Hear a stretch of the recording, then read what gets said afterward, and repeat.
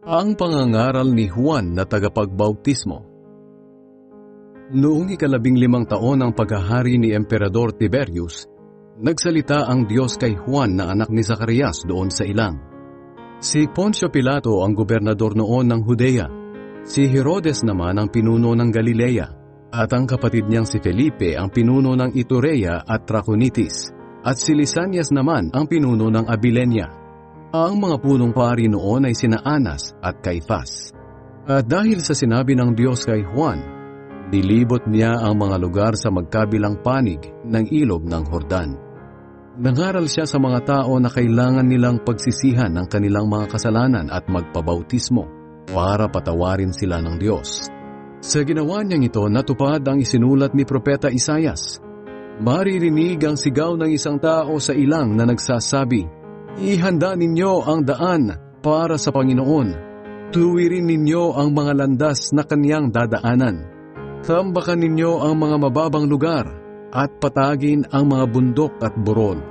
Tuwirin ninyo ang likulikong daan at ayusin ang mga bakubakong daan. At makikita ng lahat ng tao ang pagliligtas ng Diyos." Maraming tao ang pumunta kay Juan para magpabautismo. Sinabi niya sa kanila, "Kayong lahi ng mga ahas, sino ang nagsabi sa inyo na makakatakas kayo sa darating na parusa ng Diyos? Kung tunay na nagsisisi kayo sa inyong mga kasalanan, patunayan ninyo ito sa inyong mga gawa. Huwag ninyong isipin na hindi kayo mapaparusahan dahil mula kayo sa lahi ni Abraham. Sapagkat tandaan ninyo, kahit ang mga batong ito'y magagawa ng Diyos na maging mga anak ni Abraham. Ngayon pa lang ay nakaamba na ang palakol sa pagputol sa mga puno. Ang mga punong hindi namumunga ng mabuting bunga ay puputulin at itatapon sa apoy." Tinanong ng mga tao si Juan, "Ano ang dapat naming gawin?" Sumagot siya, "Kung mayroon kayong 2 damit, ibigay ninyo ang isa sa taong walang damit. At kung may pagkain kayo, bigyan ninyo ang walang makain." May mga dumating din na maniningil ng buwis upang magpabautismo. Sinabi nila, "Guro, ano po ang dapat naming gawin?" Sumagot si Juan, "Huwag kayong sumingil ng higit sa dapat singilin."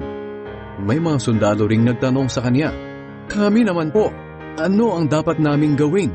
At sinagot niya sila, "Huwag kayong mangingikil sa mga tao at huwag kayong magpaparatang ng hindi totoo. Makontento kayo sa mga sahod ninyo." Nang marinig ng mga tao ang pangangaral ni Juan, inisip nila na baka si Juan na ang Kristo na hinihintay nila. Pero sinabi ni Juan sa kanila, "Binabautismuhan ko kayo sa tubig, ngunit may isang darating na mas makapangyarihan kaysa sa akin. Ni hindi ako karapat-dapat na maging alipin niya. Babautismuhan niya kayo sa banal na espiritu at sa apoy. Tulad siya ng isang taong daladala ang kanyang gamit upang ihiwalay ang ipas sa butil ng trigo. Ilalagay niya ang mga trigo sa bodega at ang ipa naman ay susunugin niya sa apoy na hindi mamamatay kailanman." Marami pang mga bagay ang ipinangaral ni Juan sa pagpapahayag niya ng magandang balita. Kahit ang pinunong si Herodes ay pinagsabihan niya dahil kinakasama nito ang hipag nitong si Herodias.